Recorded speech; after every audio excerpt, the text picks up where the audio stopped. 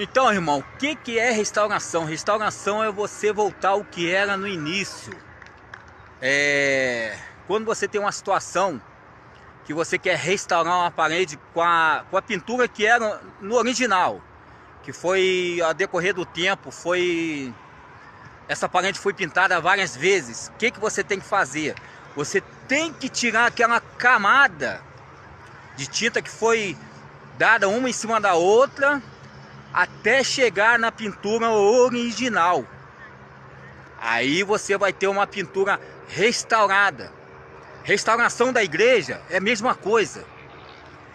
É a igreja voltar aos que era no passado. Que passado?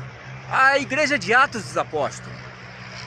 É o exemplo único, essa igreja.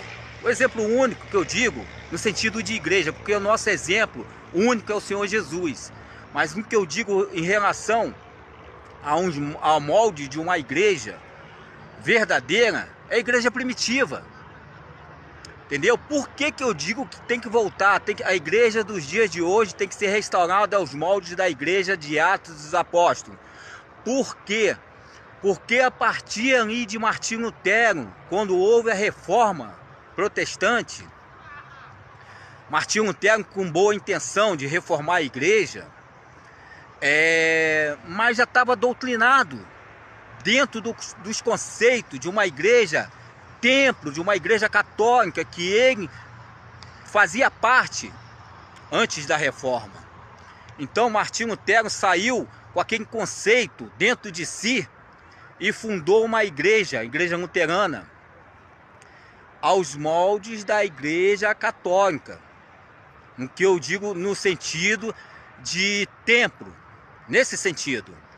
Mas se ele fosse restaurar verdadeiramente uma igreja, ele tinha que voltar aos moldes que a igreja era em Atos dos Apóstolos, porque ali se iniciou tudo.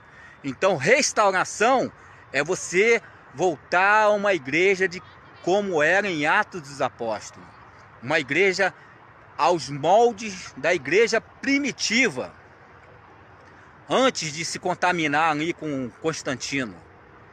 Isso é uma restauração verdadeira. Então, as igrejas hoje têm que voltar nesse conceito, nesses princípios, nessa ideologia da igreja primitiva, aonde tudo começou.